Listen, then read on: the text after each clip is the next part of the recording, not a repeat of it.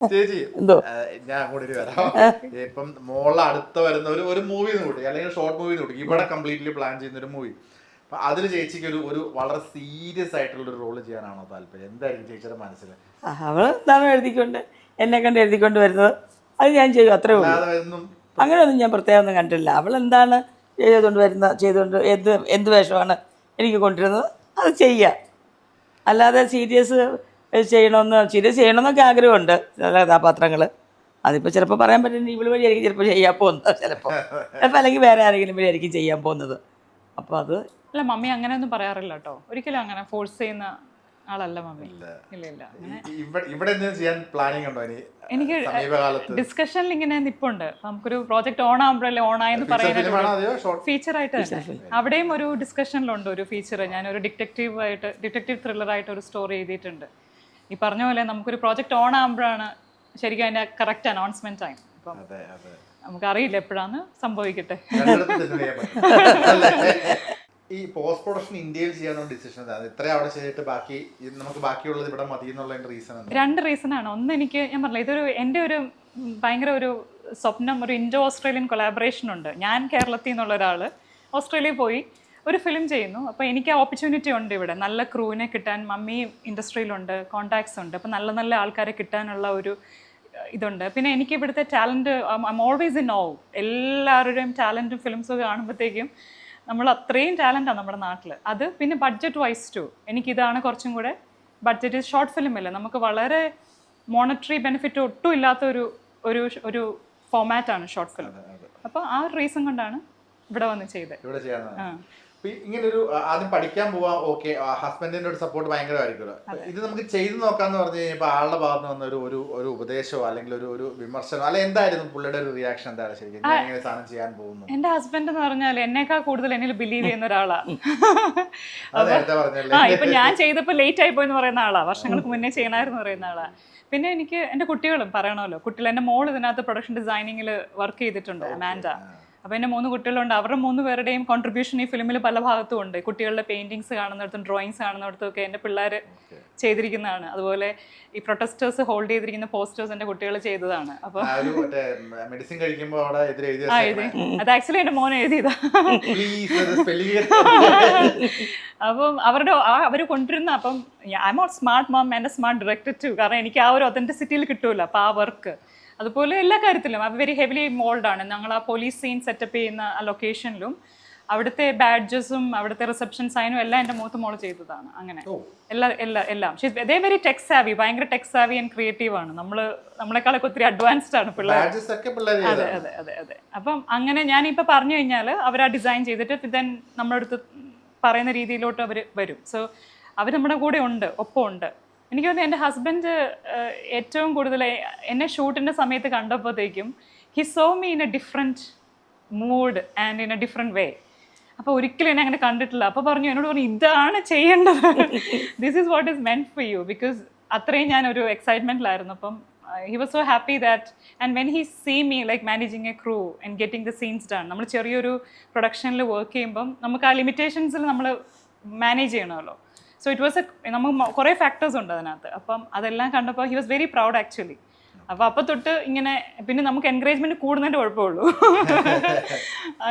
അങ്ങനെ സപ്പോർട്ടീവാണ്. ഫെസ്റ്റിവൽ യാത്രകളെ പറ്റി പറഞ്ഞു കഴിയുമ്പോൾ എത്ര ഫെസ്റ്റിവലിൽ പോയിട്ടുണ്ടാവും? അത് ഇപ്പം നമ്മളൊരു ഗ്രൂപ്പിനെ ഏൽപ്പിക്കുമായിരുന്നേ, അവരാണ് അയച്ചു കൊടുത്തുകൊണ്ടിരുന്നത്. അതിൻ്റെ എനിക്ക് തോന്നുന്നു ഒരു കുറേ ഫെസ്റ്റിവൽസ് ട്രൈ ചെയ്തിരുന്നു. അപ്പം അതിന് ചില ഫെസ്റ്റിവലിന് ദൈർഘ്യത്തിൻ്റെ ഇതുണ്ട്. ചിലത് 15 minutes അണ്ടറാണെങ്കിലും എടുക്കുള്ളൂ. നമ്മളിങ്ങനെയൊന്നും ചിന്തിച്ച് ചെയ്ത ഒരു ഇതല്ല. പിന്നെ നമ്മളൊരു സ്റ്റോറി പറയുമ്പം ആ സ്റ്റോറിക്ക് വേണ്ടിയിട്ട് നമ്മൾ നിൽക്കുകയാണല്ലോ ചെയ്യേണ്ടത്. അപ്പോൾ അങ്ങനെ നമ്മൾ അതിൽ കോംപ്രമൈസ് ചെയ്തൊന്നുമില്ല. നമ്മളത് അറിഞ്ഞെങ്കിലും നമ്മുടെ ആ 20 minutes നമ്മളെ കീപ്പ് ചെയ്തു. അങ്ങനെ കുറേ ഫെസ്റ്റിവൽസിൽ ചെയ്തായിരുന്നു, വിട്ട് നോക്കിയായിരുന്നു. അപ്പം നമുക്ക് ഒട്ടും പ്രതീക്ഷിച്ചതല്ല, പക്ഷേ നമുക്ക് ബെസ്റ്റ് ഡയറക്ടർ ഫൈനലിസ്റ്റ് ആയിട്ട് ഇറ്റാലിയൻ ഫെസ്റ്റിവലിൽ വരിക, കൊൽക്കത്തയിൽ സെലക്ഷൻ കിട്ടുക. അറിയാത്തവർ, ഞാൻ പോയിട്ടില്ല കൊൽക്കത്തയിൽ. അപ്പം സത്യജിത് റായിയുടെയൊക്കെ നാട്ടിൽ പോവുക. അവിടെ ഇപ്പം ഇൻ്റർനാഷണൽ ഫിലിം ജൂറിയിലെ ആൾക്കാരെല്ലാം നല്ല അഭിപ്രായം പറയുക. വ്ളാഡ് പെട്രി, റൊമേനിയൻ ഫിലിം മേക്കറും I met with him afterwards. അങ്ങനെയൊക്കെ ഭയങ്കര രസമുള്ള ഒരു സംഭവമായിരുന്നു. ഒത്തിരി ഇന്റർനാഷണൽ ലെവലുള്ള ഡയറക്ടേഴ്സ് ഉണ്ടായിരുന്നു അവിടെ. അവരൊക്കെ ഭയങ്കര ഒരു അടുപ്പവും ഒരു ബന്ധവും എല്ലാവരും അതല്ല എനിക്കതാ ഞാൻ ഈ നമ്മൾ മനസ്സിലാക്കിയത് ഞാനൊരു like I just took one step towards my passion, അതത്രേ ചെയ്തുള്ളൂ. പക്ഷേ ദി ബ്ലെസ്സിങ്സ് അതിന് അല്ലെങ്കിൽ advantages I got from it, the people I met beyond my imagination. അത്രയും ആൾക്കാരെ കണ്ട് നല്ല അഭിപ്രായം പറയുക. ഇപ്പം ഇൻഡസ്ട്രി പോലും, ഞാൻ മലയാളം ഇൻഡസ്ട്രിയിൽ ആദ്യം തന്നെ പറയട്ടെ, നമ്മൾ കണ്ടിഷ്ടപ്പെട്ട ആൾക്കാരൊക്കെ, ഞാൻ നമ്മളോട് അങ്ങനെ സെറ്റ് പോകുന്ന ആളല്ല, not very out there, socially ഔട്ടായിട്ട് ഒരാളല്ല, അങ്ങനത്തെ ഒരാളല്ല ഞാൻ. അപ്പം ഞാനിങ്ങനെ എക്സിസ്റ്റ് ചെയ്യുന്നുണ്ടോ എന്ന് തന്നെ പലർക്കും അറിയാത്ത ഒരാളാണ്. പക്ഷെ അങ്ങനെ ചെയ്ത് വരുമ്പം എല്ലാവരും ആ ഒരു സപ്പോർട്ട് ഇൻഡസ്ട്രിയിൽ നിന്ന് കിട്ടിയത് ഭയങ്കരമായിട്ട് എനിക്ക് ഭയങ്കര ഒരു സന്തോഷം, ഹംബ്ലിംഗ് ആയിട്ടുള്ളൊരു കാര്യമായിരുന്നു. പിന്നെ ഞാൻ പറഞ്ഞില്ലേ, ഇപ്പം അതുകൂടാതെ കൊൽക്കത്തയിൽ പോയപ്പോൾ ഉഷാദീദി ഫിലിം കാണാൻ പക്ഷേ അതിപ്പം ഭയങ്കരമായിട്ട് ഫിലിം ഇഷ്ടപ്പെടുകയും പിന്നെ ഒരു ഭയങ്കര ഒരു ആത്മബന്ധത്തിലോട്ട് അത് മാറുകയും, അപ്പം അങ്ങനെയൊക്കെ ഒരു ബ്ലെസ്സിങ്സ് നമ്മൾ ഒട്ടും എക്സ്പെക്ട് ചെയ്യുന്നില്ലല്ലോ. പിന്നെ അതിനെല്ലാം കാരണം ഈ കൊച്ചു ഫിലിം വേൾപൂൾ. ഇപ്പൊ അനുരാഗ് സാറിനെ കണ്ടു, അനുരാഗ് സാർ ഉടനെ തന്നെ അത് കാണാമെന്ന് പറയുന്നു. റൈഫിൾ ക്ലബിന്റെ സമയത്താണ്. അപ്പൊ ഞാൻ ചോദിച്ചപ്പോൾ സാർ എൻ്റെ അടുത്ത് പറഞ്ഞത് വാച്ച് ചെയ്ത് കഴിഞ്ഞിട്ട് I got sucked in to it എന്നാ സാർ പറഞ്ഞു. ആ സാർ പറഞ്ഞു music, camera, direction, everything you should send it to festivals. എന്നിട്ട് സാർ എൻ്റെ അടുത്ത് നമ്പർ ചോദിച്ചു, അല്ല സാറിൻ്റെ നമ്പർ എനിക്ക് തന്നു, ഫിലിം അയച്ചു കൊടുക്കാൻ പറഞ്ഞു, ഞാൻ അയച്ചു കൊടുത്തു. അപ്പോൾ എന്നോട് ചോദിച്ചത് നീ ക്യാൻസി വിട്ടോ എന്നൊക്കെയാണ് ചോദിച്ചത്. ഞാൻ പറഞ്ഞു സാർ അതിനുള്ള ക്യാൻസിൻ്റെ ക്രൈറ്റീരിയ മീറ്റ് ചെയ്യുന്നില്ല, നമ്മുടെ ഫിലിം 15 മിനിറ്റ്സ് ആണ് അതിൻ്റെ കോമ്പറ്റീഷൻ കാറ്റഗറി, അപ്പോൾ സെൻഡ് ഇറ്റ് മീ എന്നൊക്കെ പറഞ്ഞിട്ട്. അപ്പോൾ ഞാൻ ചോദിച്ചു സാറേ ഇതിനകത്ത് എവിടെയാണ് ഏരിയ ഓഫ് ഇംപ്രൂവ്മെൻറ്റ് സാർ കണ്ടിട്ട്?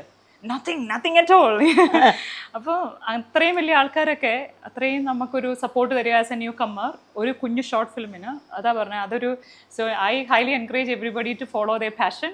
നമുക്ക് പറ്റാവുന്ന രീതിയിൽ ചെയ്യുക, rewards will follow you afterwards. അങ്ങനെ ഒരു ഭയങ്കര ബ്യൂട്ടിഫുൾ ആയിട്ടുള്ളൊരു ജേർണിയാണ്. ഇപ്പം ഇൻഡസ്ട്രിയിൽ തന്നെ ഒത്തിരി ആർട്ടിസ്റ്റുകൾ പേരെടുത്ത് പറയാൻ ഒത്തിരി പേരുണ്ട്. നമ്മുടെ പ്രിവ്യൂവിന് വന്നപ്പോൾ തൊട്ട് അല്ലാതെ കണ്ടു പറഞ്ഞൊരു മമ്മി ഇപ്പോൾ ഓരോ വോയിസ് മെസ്സേജ് എനിക്ക് അയക്കും ഞാൻ അവിടെ നിൽക്കുമ്പോൾ, എടി ഇത് കണ്ടിട്ട് അവരിങ്ങനെ പറഞ്ഞു. സോ അതൊക്കെ ഇന്നലെ മല്ലിയ ചേച്ചിയോട് സംസാരിച്ചു, ഞങ്ങളൊരു പ്രിവ്യൂ വെക്കുന്നുണ്ട് മല്ലിയ സുമാരൻ ചേച്ചിയോട്. അപ്പോൾ തന്നെ പറഞ്ഞത് പെൺകുട്ടികൾ ഇങ്ങനെ ചെയ്ത് കാണിച്ചു കൊടുക്കോച്ചേ. അപ്പോൾ ആ ഒരു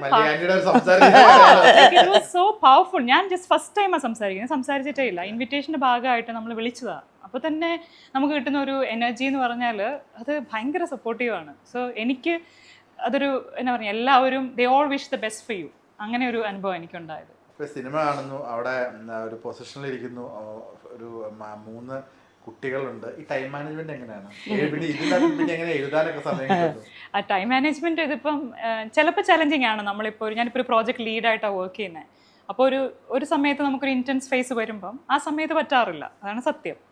നമുക്ക് പറ്റുന്ന സമയത്ത് നമ്മൾ ഇരിക്കാൻ നോക്കും, എഴുതാനായിട്ടും കാണാനായിട്ടും ഒക്കെ നോക്കും. പിന്നെ ഞാൻ പറഞ്ഞില്ലേ, എനിക്ക് കംപ്ലൈൻറ്റ് ചെയ്യാനോ പരാതിപ്പെടാനോ വിക്ടിമൈസ് ചെയ്ത് പറയാനോ ഒന്നുമില്ല. അത്രയും സപ്പോർട്ടീവായിട്ടൊരു ഫാമിലിയാണ്.